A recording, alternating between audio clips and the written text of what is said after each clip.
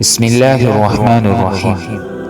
حضرت موسیٰ علیہ السلام نے ایک دفعہ اللہ تعالیٰ سے پوچھا کہ جنت میں میرا ساتھی کون ہوگا؟ ارشاد ہوا کہ فلاں قصاب والا ہوگا۔ آپ کچھ حیران ہو گئے اور اس قصاب والے کی تلاش میں چل پڑے کہ کون سا عمل ہے اس قصاب والے کا جس کی وجہ سے جنت میں میرے یہ ساتھی ہوگا۔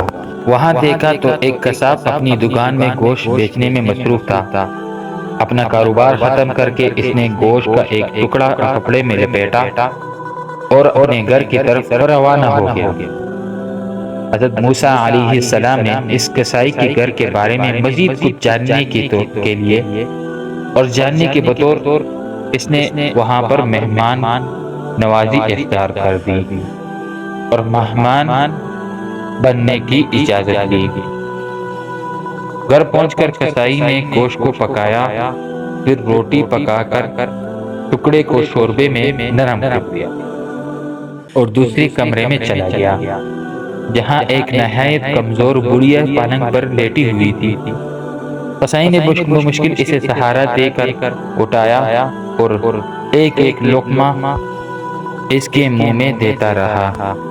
جب اس نے کھانا تمام کیا تو بڑھیا کا منہ صاف کیا۔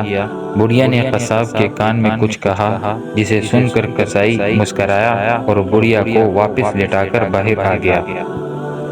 حضرت موسیٰ علیہ السلام جو یہ سب کچھ دیکھ رہے تھے، آپ نے قصائی سے پوچھا یہ عورت کون ہے اور اس نے تیرے کان میں کیا کہا جس پر آپ مسکرائے؟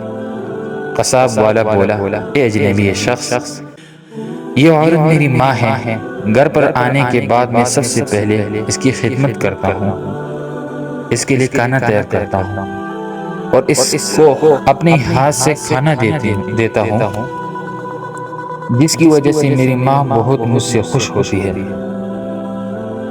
اور یہ روز خوش ہو کر مجھے دعائیں دیتی ہے کہ اللہ تجھے جنت میں حضرت موسیٰ علیہ السلام کے ساتھ رکھے، جس پر میں مسکرا دیتا ہوں کہ بھلا میں کہاں اور موسیٰ کلیم اللہ کہاں۔ اور حضرت موسیٰ علیہ السلام یہ قصہ سن کر وہ حیران ہو گئے اور بتایا کہ میں ہوں موسیٰ علیہ السلام ہوں۔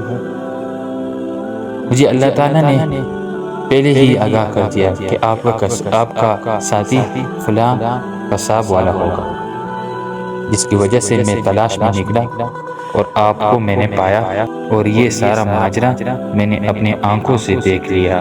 ماں کی دعا جنت کے ہوا۔